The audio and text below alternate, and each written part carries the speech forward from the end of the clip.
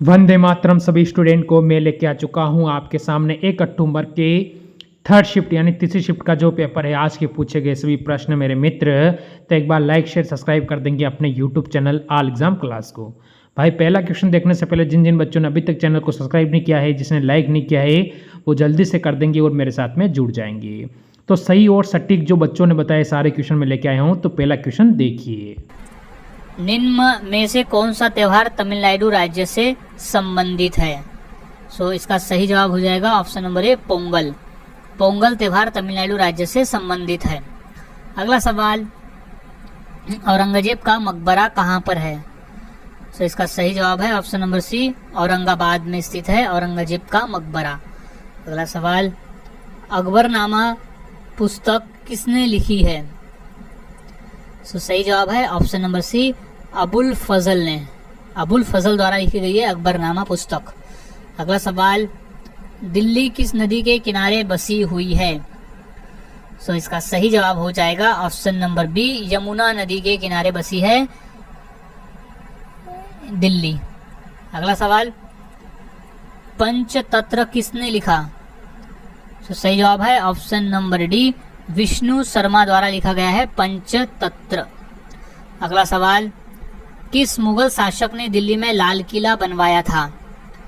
इसका सही जवाब है ऑप्शन नंबर डी, मुगल बादशाह शाहजहां ने बनाया था दिल्ली में लाल किला। अगला सवाल, बाबर की पुत्री का क्या नाम था? क्वेश्चन हाल ही में रेलवे के एग्जाम में आया हुआ था। सही जवाब है ऑप्शन नंबर ए, गुलबदन बेगम। बाबर की पुत्री का नाम था गुलबदन बेगम। अगला सवाल, स्वराज्य हमारा जन्मसिद्ध अधिकार है, ये किसके द्वारा कहा गया था? क्वेश्चन रेलवे में आया हुआ है 2 बार। इसका सही जवाब हो जाएगा ऑप्शन नंबर सी, बाल गंगाधर तिलक ने कहा था स्वराज्य हमारा जन्मसिद्ध अधिकार है और हम इसे पाकर ही रहेंगे। अगला सवाल है, हुमायूंनामा की रचना किसने की थी?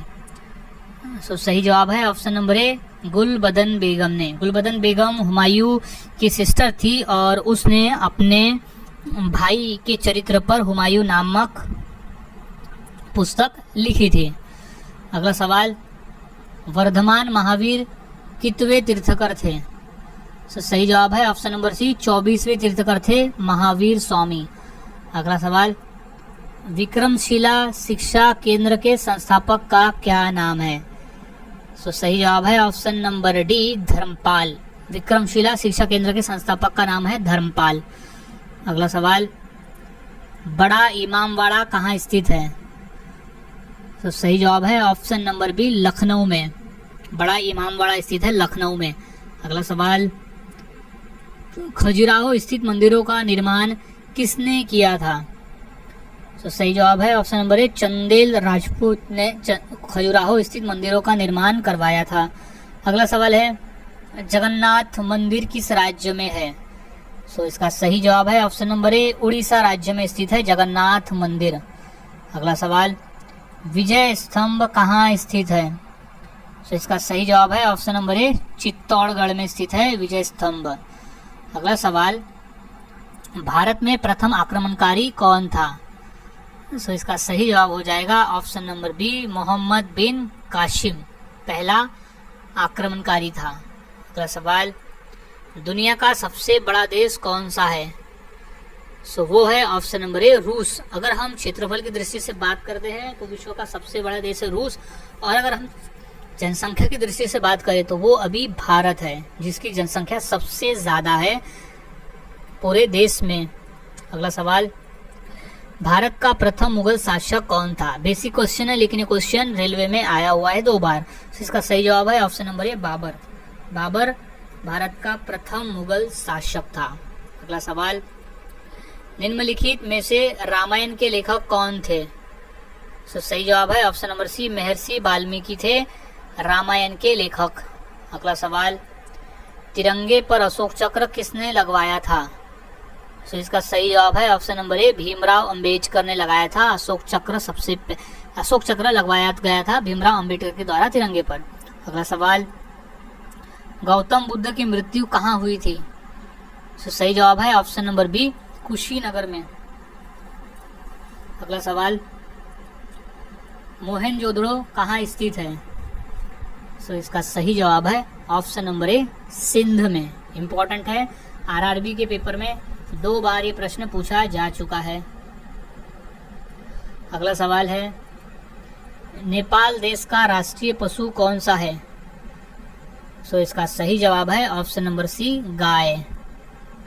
गाय जो है वो नेपाल देश का राष्ट्रीय पशु है। अगला सवाल, निम्नलिखित में से भारत का राष्ट्रीय गीत कौन सा है? सो सही जवाब है ऑप्शन नंबर सी, वंदे मातरम। जिसकी शुरुआत होती है वंदे मातरम से, वो हमारे भारत देश का राष्ट्रीय गीत है, जिसकी रचना बंकिम चंद्र चटर्जी ने की थी। कई बार क्वेश्चन ये भी पूछा जाता है कि हमारे भारत देश के राष्ट्रीय गीत की रचना किसने की? सो राइट आंसर हो जाएगा बंकिम चंद्र चटर्जी ने। अगला सवाल, भारत का राष्ट्रीय फल कौन सा है? सो इसका सही जवाब है ऑप्शन नंबर ए, आम। भारत का राष्ट्रीय फल है आम। अगला सवाल, लालगढ़ महल कहाँ स्थित है? क्वेश्चन 2 बार रिपीट है। सो इसका सही जवाब हो जाएगा ऑप्शन नंबर सी, बीकानेर में स्थित है लालगढ़ महल। अगला सवाल, रिजर्व बैंक ऑफ इंडिया का मुख्यालय कहाँ पर है? सो इसका सही जवाब है ऑप्शन नंबर बी, मुंबई में स्थित है रिजर्व बैंक ऑफ इंडिया का मुख्यालय। अगला सवाल, रैदास का जन्म कहाँ हुआ था? सो वो है ऑप्शन नंबर डी, वाराणसी में। अगला सवाल, भारत में सबसे पहले बिजली किस शहर में आई थी? सो राइट जवाब हो जाएगा ऑप्शन नंबर ए, कोलकाता में। अगला सवाल, चिंतामणि किसकी कृति है? सो वो है ऑप्शन नंबर ए, रामचंद्र शुक्ल की। अगला सवाल, स्वराज पार्टी का गठन किसने किया? सो इसका सही जवाब है ऑप्शन नंबर ए, CR दास ने किया था स्वराज पार्टी का गठन। अगला सवाल, गौतम बुद्ध ने प्रथम उपदेश कहाँ दिया था? सो इसका सही जवाब है ऑप्शन नंबर डी, सारनाथ में। अगला सवाल, बनारस हिंदू विश्वविद्यालय की स्थापना किसने की? तो सही जवाब है ऑप्शन नंबर बी, पंडित मालवीय ने की थी बनारस हिंदू विश्वविद्यालय की स्थापना। अगला सवाल, रानी लक्ष्मीबाई का जन्म कहाँ हुआ था? तो इसका सही जवाब हो जाएगा ऑप्शन नंबर ए, वाराणसी में। अगला सवाल, लोक कला संग्रहालय कहाँ है? तो इसका सही जवाब होगा ऑप्शन नंबर डी, लखनऊ में स्थित है लोक कला संग्रहालय। अगला सवाल, स्वराज पार्टी का गठन कहाँ पर किया गया था? सही जवाब है ऑप्शन नंबर डी, प्रयागराज में। पहले ये इलाहाबाद हुआ करता था, लेकिन अब इसका नाम प्रयागराज हो गया। सो राइट आंसर इज प्रयागराज। अगला सवाल, स्वतंत्रता संग्राम संग्रहालय कहाँ है? सही जवाब है ऑप्शन नंबर ए, मेरठ में। अगला सवाल, हिंदुस्तान रिपब्लिकन एसोसिएशन की स्थापना किसने की? राइट जवाब option number D, Chandrashekhar Azad ने किया था। अगला सवाल, पद्मावत किसकी रचना है? सो राइट आंसर है option number D, Malik Mohammad Jayasi की रचना है पद्मावत। अगला सवाल, तात्या टोपे ने 1857 की क्रांति का नेतृत्व कहाँ से किया था? सही जवाब है ऑप्शन नंबर सी, झांसी से किया था। सो राइट आंसर इज झांसी। अगला सवाल, अकबर का मकबरा कहाँ स्थित है? तो इसका सही जवाब हो जाएगा ऑप्शन नंबर बी, सिकंदराबाद में स्थित है अकबर का मकबरा। अगला सवाल, भारत दूरदर्शा किसकी कृति है? तो इसका सही जवाब हो जाएगा ऑप्शन नंबर ए, हरिश्चंद्र की कृति है भारत दूरदर्शा। अगला सवाल, तात्या टोपे का मूल नाम क्या था? तो सही जवाब हो जाएगा option number C, Ramchandra Pandurang Tatya Tope का मूल नाम था। अगला सवाल, अजंता की गुफाएं कहाँ स्थित है? तो सही जवाब है ऑप्शन नंबर डी, महाराष्ट्र राज्य में स्थित है अजंता की गुफाएं। अगला सवाल, रामकृष्ण मिशन की स्थापना किसने की? सही जवाब है option number B, Swami Vivekananda ji ने रामकृष्ण मिशन की स्थापना की थी। अगला सवाल, मेजर ध्यानचंद का जन्म कहाँ हुआ था? तो सही जवाब है ऑप्शन नंबर डी, झांसी में हुआ था। अगला सवाल, भारत के राष्ट्रीय चिन्हों में कितने शेर होते हैं? सो वो है ऑप्शन नंबर ए 4 शेर होते हैं भारत के राष्ट्रीय चिन्ह में। अगला सवाल, दिलवाड़ा मंदिर कहाँ स्थित है?